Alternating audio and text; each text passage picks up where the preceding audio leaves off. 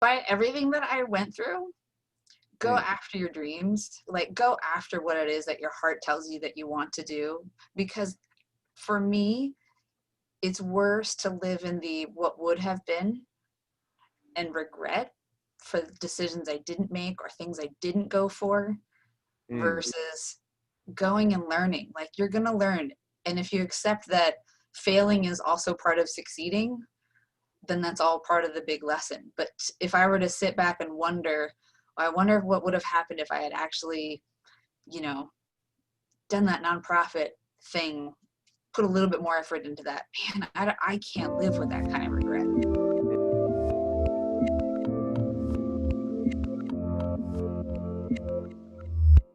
Hey everyone, this is Devin Miller here with another episode of the Inventive Journey. I'm your host, Devin Miller, the serial entrepreneur that's grown several startups into 7- and 8-figure businesses, as well as the founder and CEO of Miller IP Law, where we help startups and small businesses with their patents and trademarks. And today we have another great guest on the episode, or on the podcast, Jennifer Abels. And Jennifer had her degree, I think it was in insurance, or at least had a degree related to insurance. Went to the insurance industry for a period of time, left the insurance industry to be a ballroom dancer, did that for a period of time, loved the part-time almost better than the full-time, so moved to doing a full-time gig over in, I think it was it ballroom dancing with a full-time gig for a period of Yeah. time, and then went from that, loved it so much, but then had a injury that left her at least partially immobile or not able to do the ballroom dancing as much as she would like. So started a charity to do with dancing, but for the wounded warriors, and then has moved to doing kind of online courses and presentations about burnout from there. So kind of just a eclectic journey that went a few different directions, and excited to hear more about it. So with that, welcome to the podcast, Jennifer. Thank you. I appreciate it. Thanks for having me. So I gave a brief overview, but maybe starting at kind of graduating and going into insurance and how that went and how that went to or took you to where you're at today. It's quite a jointed journey if you're only looking at it in the forward direction, but looking back, you can kind of sort of connect the dots. I did get a degree in insurance and risk management. I loved Spanish in college, but I didn't want to become a teacher. I thought I wanted to do a business thing, so you have a double major with international business, so I chose insurance. I really liked the idea of like human resources and people, so that was my motivation behind it.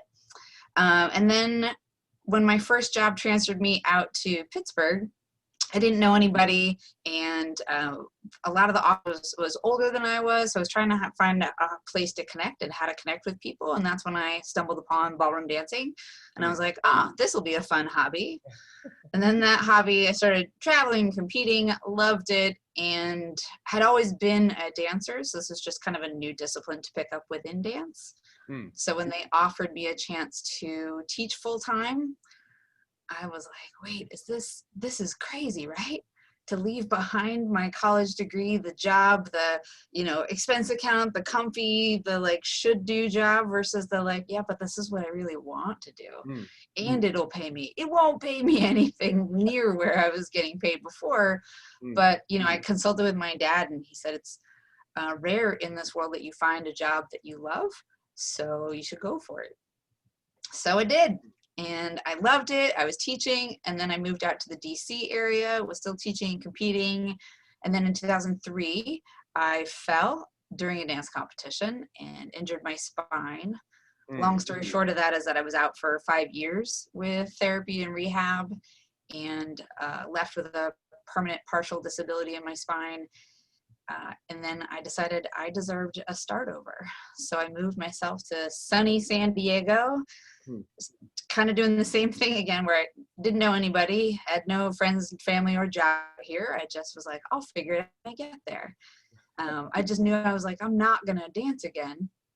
And then So question before that. So diving into this a little bit more. So went from insurance, decided, went into the insurance industry, started out just dancing as a hobby, loved it so much, you decided, hey, this is fun. And so you started, I think you said you started off as a part-time, and then it grew enough to be a full-time. Is that right? Yep. And so, and you hit on it briefly, but conventionally, insurance industry seems like a better paying job and a more stable job than a dance instructor, right? Especially if you're to take the times of 1000%. COVID today, where everything's shut down, you can't really do a lot of face-to-face and in-person. Insurance industry maybe a bit more so.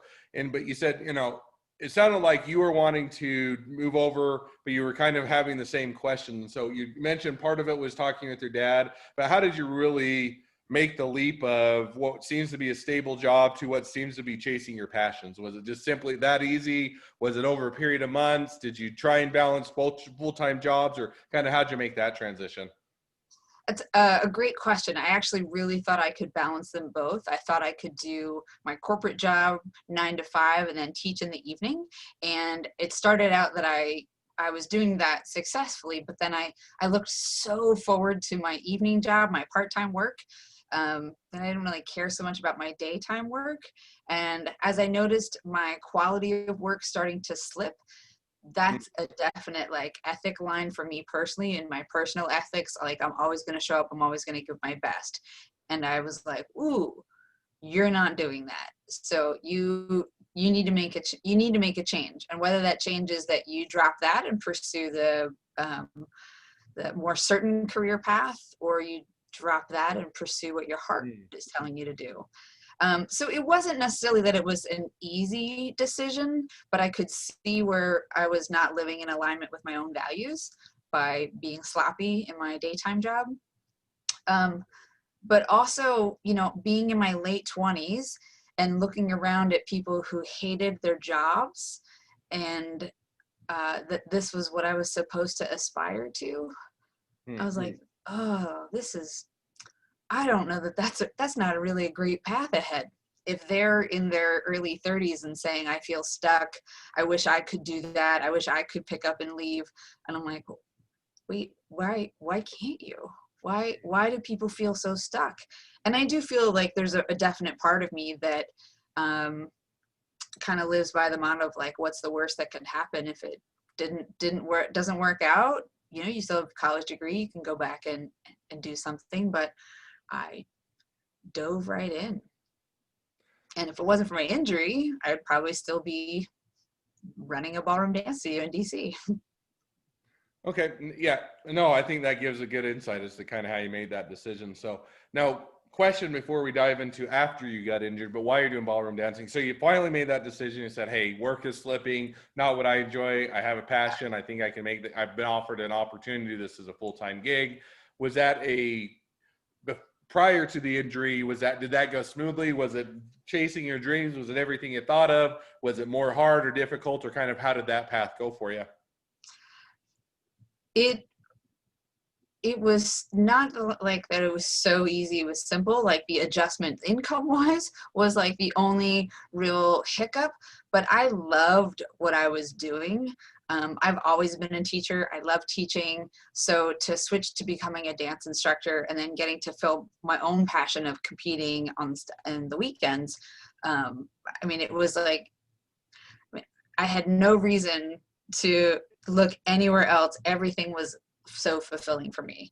Yes, and I could also tie in my business degree. Running a dance studio is not just, happy fun times. You still have to sell lessons. You still have to train employees. You still have to do all the things. So I feel like still a lot of that structure that I got from business school could apply, even though the thing that I would happen to be selling was some intangible thing. Like, you can't physically hand someone a cha-cha. No, I think that makes sense. So now jumping forward to the injury that you talked about, hey, you made the leap, you're doing, not perfect. You always have to do some things of a job that aren't as fun, but you still have to sell and you had to, but it was, kind of chasing your dream. And then you got injured. So how did you deal with that injury? Was it, kind of depressed, down in the dumps, slumped, said, oh, no, got to move on to the next thing? Or kind of how did you, as you got injured, you can't just continue on what you were doing and, you're looking at the opportunity. How did you deal with that or make the next transition? That was the hardest. Prior to my more recent burnout at that time, that was the hardest thing I'd ever gone through. Because as I was sitting there in constant physical pain, my legs would go numb after 10 to 15 minutes of sitting still, and just what it does to your brain to be in constant physical pain. So not only have my doctors told me I have to find a new hobby, which at this point I'm angry because that's not a hobby, that's my job. Mm. But to also be told that I shouldn't or wouldn't do this career again in dancing.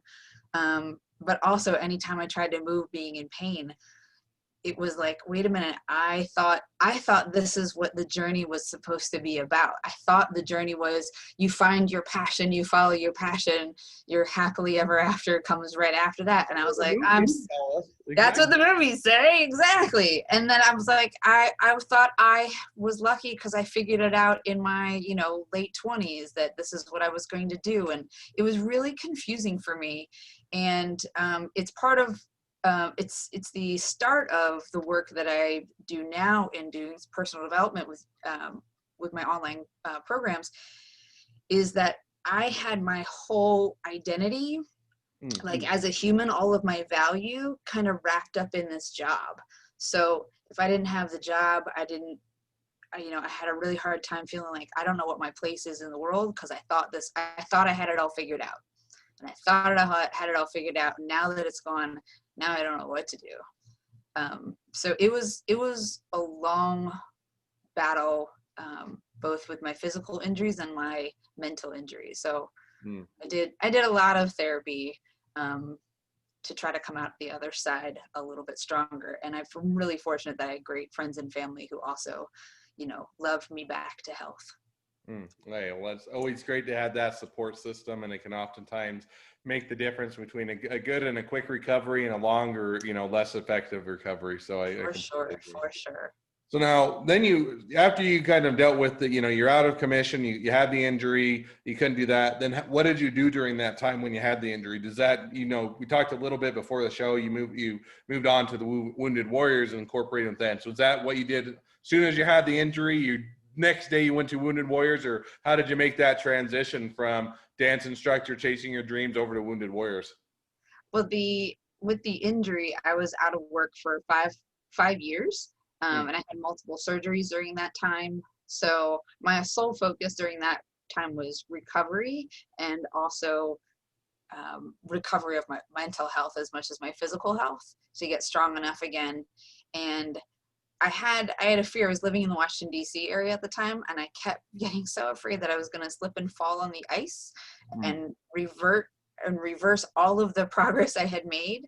So I started getting this idea in my head that I should move to California, and I don't know, whatever possessed me. Like, I don't know, it was just an idea. And so I came out here and I took like a week-long trip to just check it out. And I was like, this seems nice, I'll figure it out here. And I had never read anything bad about San Diego. So I literally chose a roommate off of Craigslist, which hindsight, maybe not your best choice.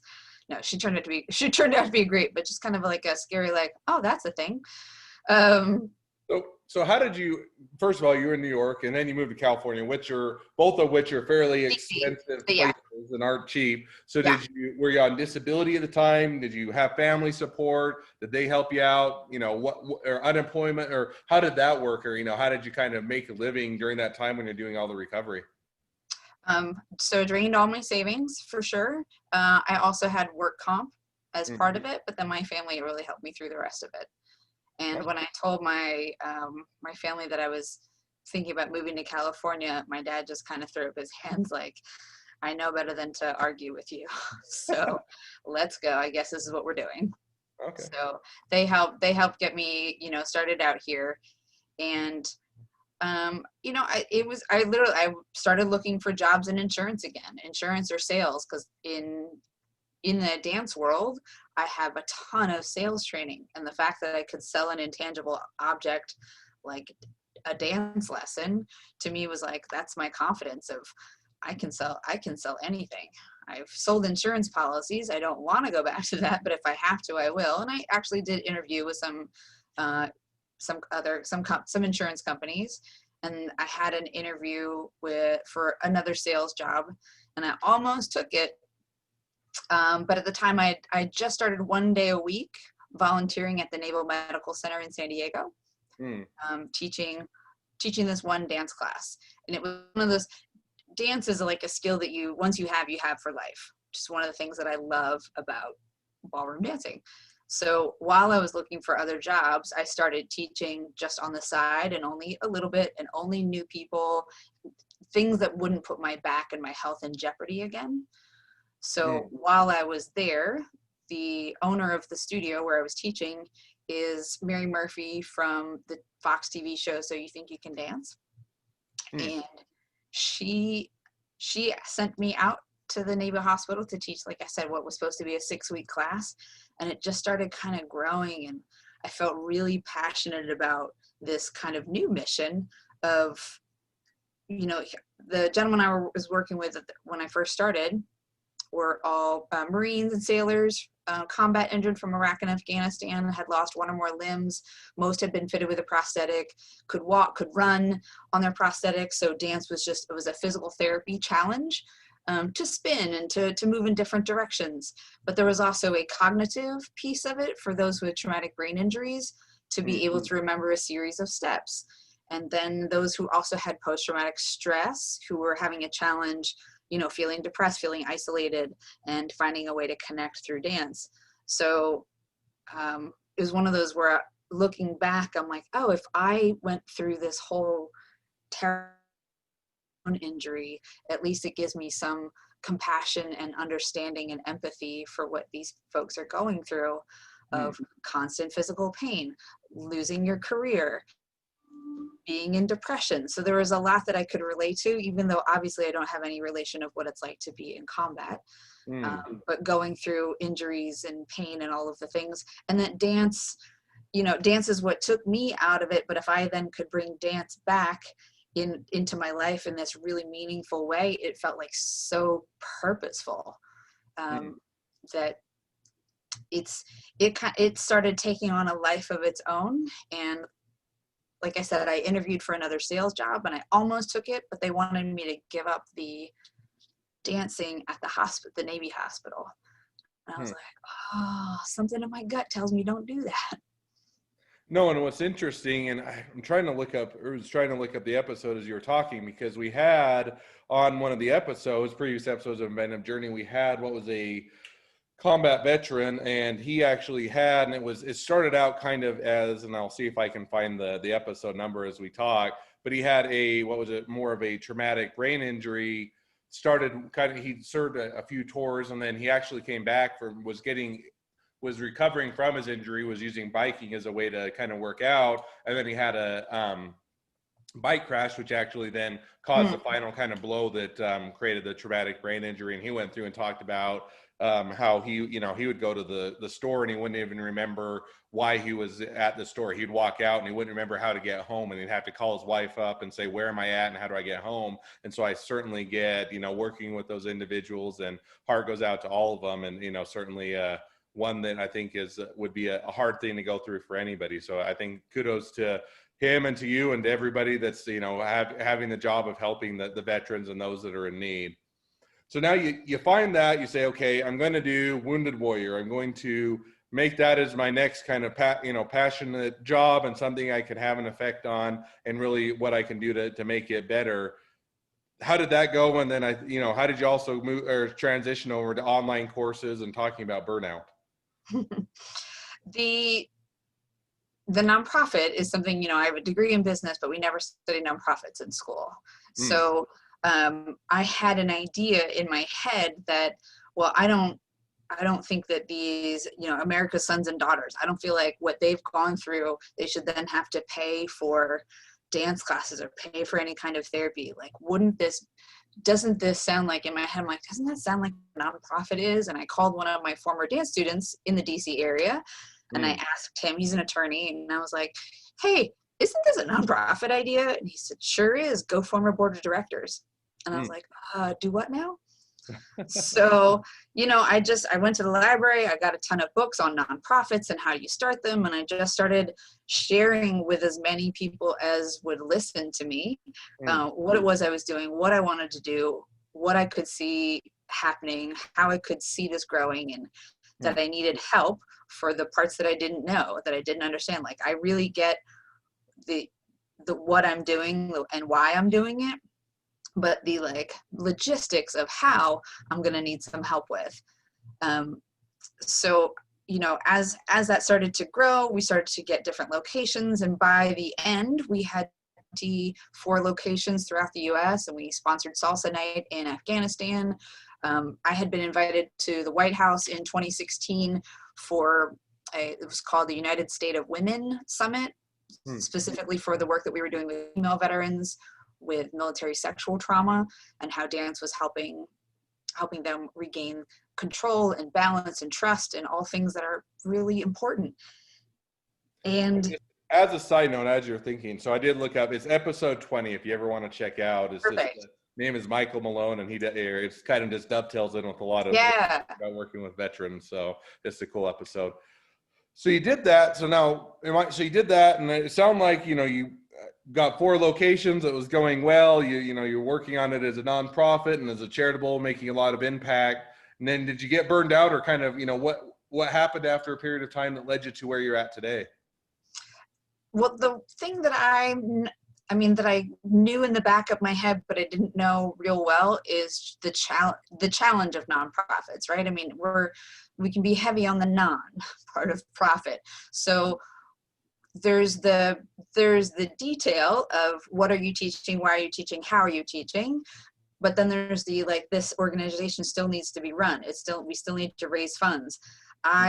You know, all of my dance network from my dance days, reaching out to see somebody in DC wants a class, somebody in Boston wants a class, somebody in Texas wants a class. As the more people are hearing about what we're doing, the more locations I felt like we needed. So, which meant the more money we needed. So there was that whole arm of nonprofits that was wearing hats of like, okay, I am the social media person, I am the executive director, I'm the founder, but I'm also the teacher, I'm also the trainer. So having if at some point you don't start delegating and taking some of those hats off, the weight of those can crush you.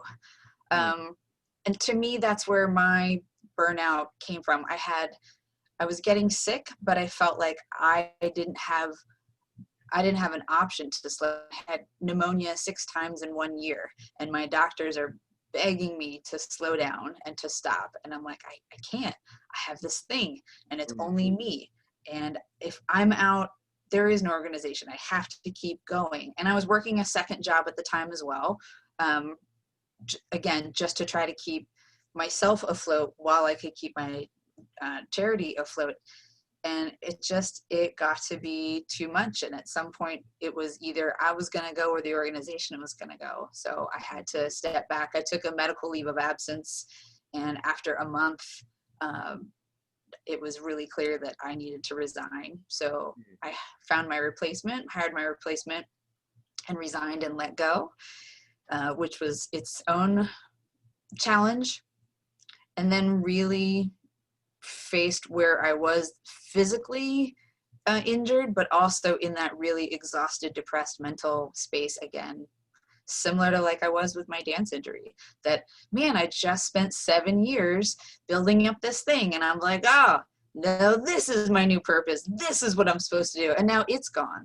So I'm back at like this own crisis moment. I call it my own identity crisis moment of, well, crap, every time I do this, I feel like, oh, I've got it figured out. I'm doing the thing I'm supposed to be doing, and now it's gone.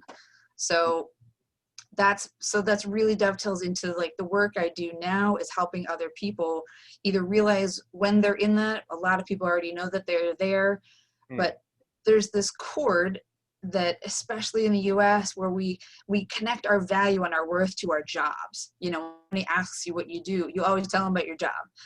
You know, we have this, and it's good to be proud of what you do, but if all of your value internally comes from just work, and you're not looking at other things in your life and the fact that you're a good person or you're a kind person and how you can bring out these other gifts that you have into the world, then you're kind of going to end up a little bit lost in like where I was at that burnout spot.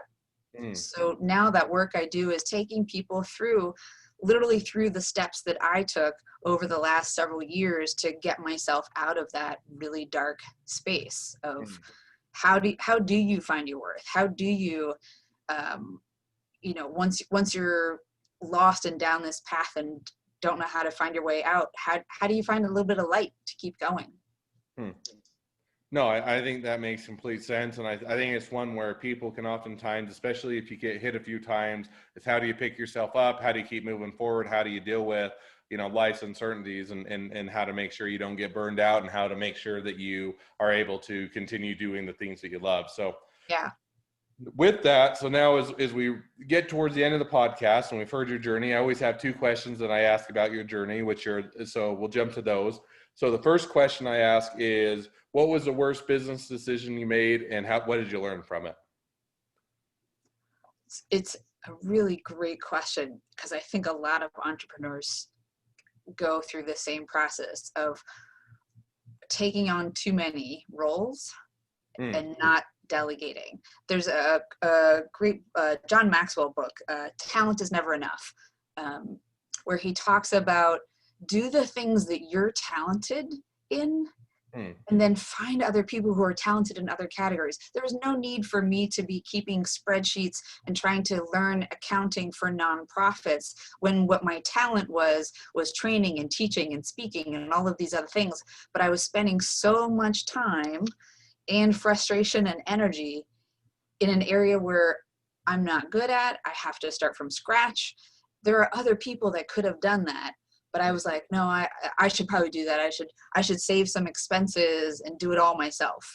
Don't do it all yourself.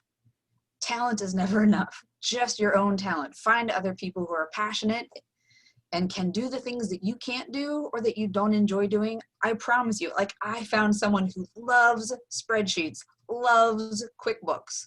I didn't think those kind of people existed. So when I finally let go and let her start taking over things, I was like, oh my God, so much of my time is freed up, but also the energy, So man, you don't have to do it all yourself, nor should you. Because that also, to me, is part of where the burnout came from. You wore every single hat.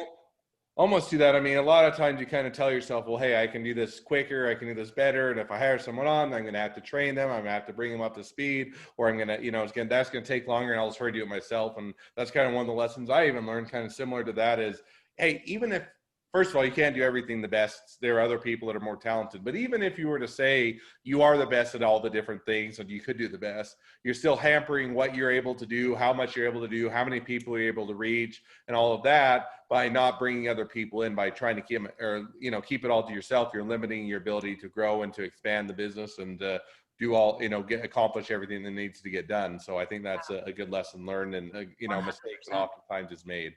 Yeah. Yeah. So now we jump to the second question, which is if you're to talk, and it kind of dovetails into your first answer, but talking with someone that's just getting into a startups or small businesses, one piece of advice you'd give them. Despite everything that I went through, go after your dreams. Go after what it is that your heart tells you that you want to do. Because for me, it's worse to live in the what would have been and regret for decisions I didn't make or things I didn't go for versus going and learning. You're going to learn.